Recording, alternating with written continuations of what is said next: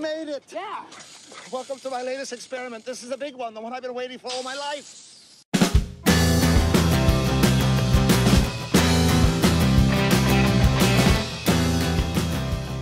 Hello, welcome back to the channel. This is a really nice video I want to do for ages and ages and ages because I love this book so much, but I couldn't find my copy of it. And I did a video a while back, probably about 18 months ago maybe, which was like 50 recommended speculative fiction books. And this was definitely up there because I feel like this is definitely a joint winner for my all-time favourite novel. So it was a bit of a shame I couldn't find my copy of it. I don't know if I included it or if I just said like, you know, a mention of it at the end because I couldn't find the copy because I was going through and holding up the physical books at the time.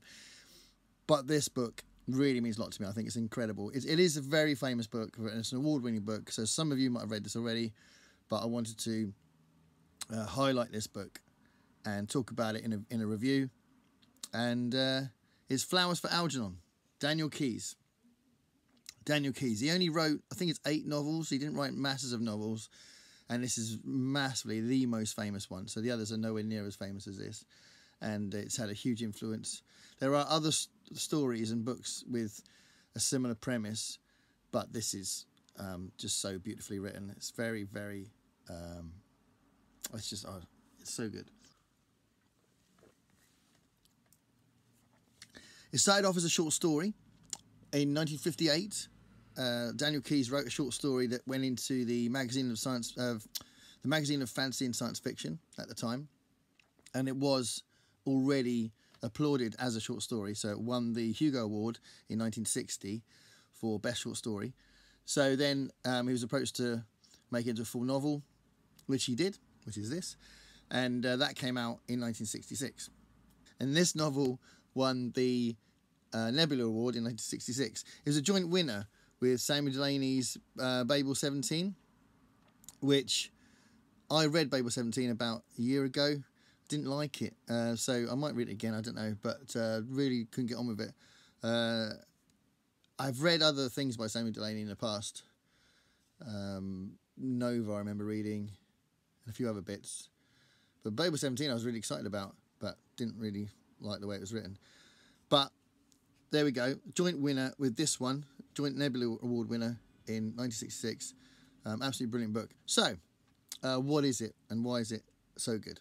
So this is about Charlie Gordon, and it's all from his perspective. So it's all first person, and it's about his journey through this series of scientific experiments. So there's a guy called Dr. Strauss who is experimenting on a mouse called Algernon, hence the title.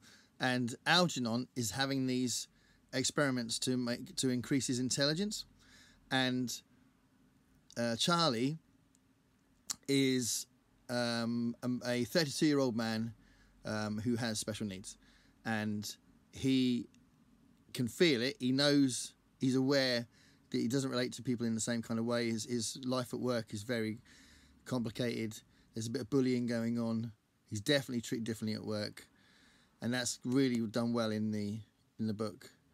And when this offer is there for him to see if he can increase his intelligence, he goes for it, and obviously that's how the plot starts and develops, and it's all about his road through this experiment, increasing his intelligence, and how it changes him and how it changes his relationships. So how it changes his relationships at work, and how it changes his relationship with his English teacher Alice Kenyon.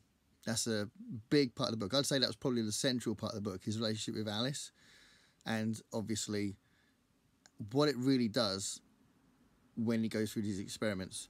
So I try not to spoil it by saying whether he gets more intelligent or less intelligent or those kind of things.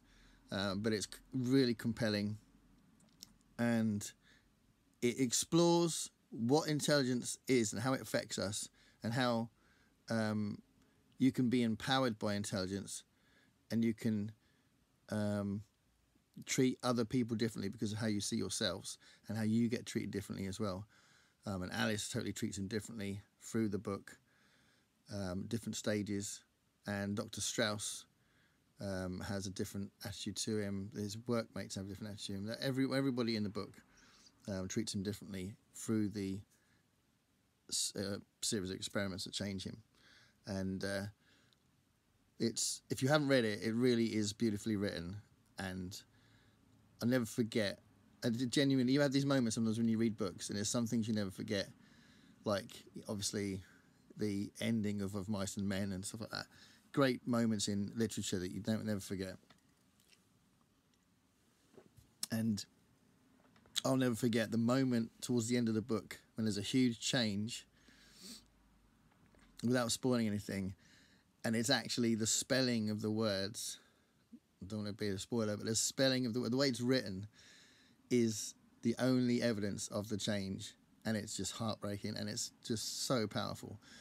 And it's just that moment makes everything worthwhile. But the whole thing is just really, really done well, and you really feel for every character in it, and it's very real. So, Flowers on Algernon tells a great story, really well, with fantastic characters, and an important message.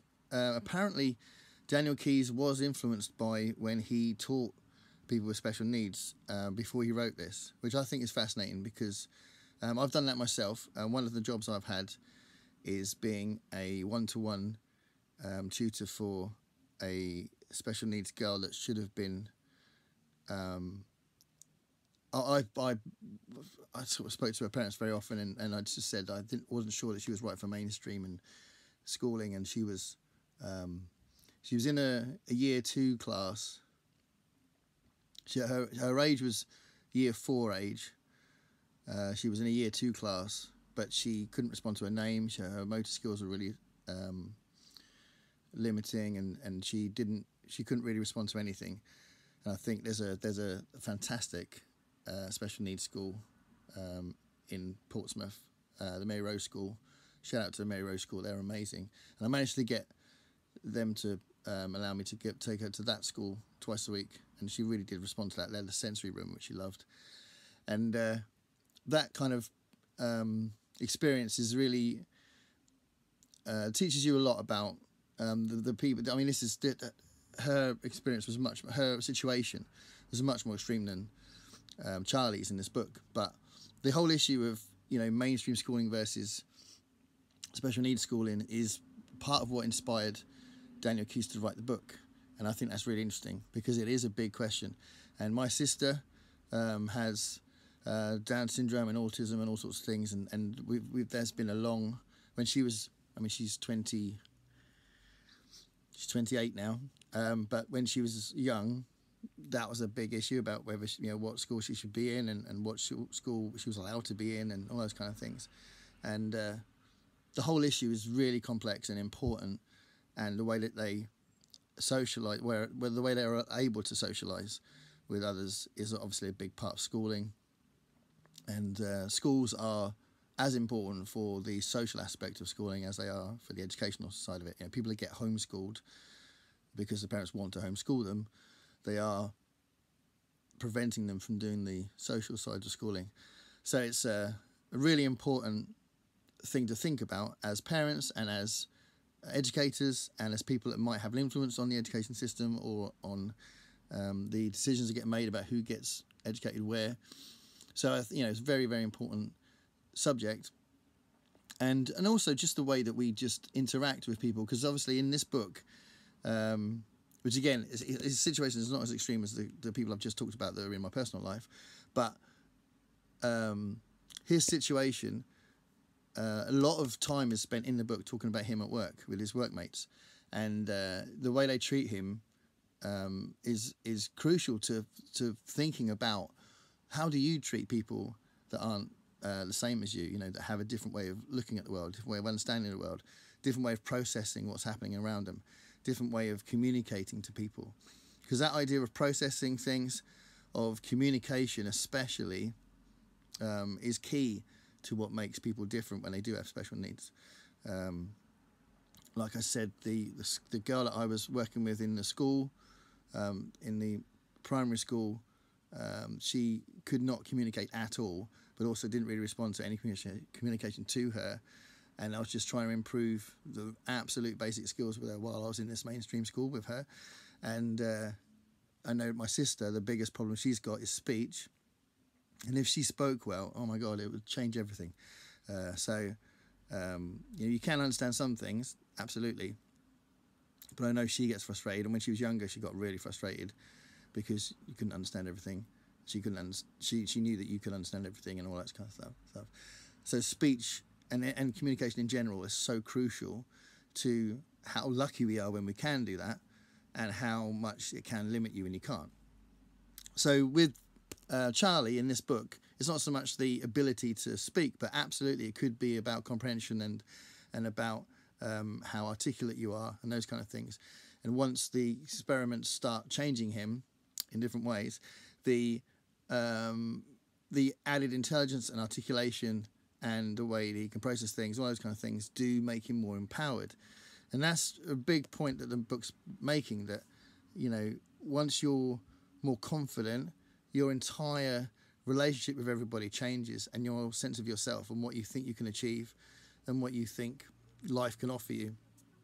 So it's a really deep book that explores something through science fiction, and it's one of those great examples why science fiction is such a awesome, crucial, compelling genre of fiction, because I know it's an umbrella term, but you know what I mean, like a category of science fiction, because so many people might write it off as you know, just sort of space pirates and just pew pew pew, but this is one of those examples where you can really investigate, discuss, think about, consider the big issues that we face as people in our relationships, and as we make decisions about how people like Charlie might deal with the world and deal with his own limits or not limits, depending on which part of the book you're reading.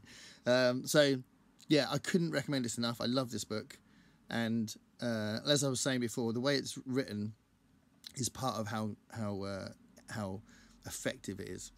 So the style of writing, the way it's been written, is through these personal diaries, which are called progress reports, and that is such a good way of doing it, because you see it from his perspective all the time. And like I said, that means that because they're his progress reports, you get a change in the way it's written as his intelligence changes, which is very clever, and it's just beautiful. When you notice that when you're reading, you're just thinking, yeah, that's the way to do it. That is a fantastic way of communicating something quite subtle, that his intelligence is changing subtly. So, yeah, as I was saying, I couldn't recommend this enough. His relationship with Alice is central to the book, but these moral questions about how we deal with people with lower or higher intelligence, and how they communicate with the world and how they deal with the world and their relationships, is really central to the book. So if you've read this, tell me what you think of it. If you haven't read this, read it as soon as possible, because it's so brilliant. So Flowers for Algernon, undeniable masterwork from the very important category of fiction, science fiction. Daniel Keyes from the 60s. Read it. Thanks a lot. Bye.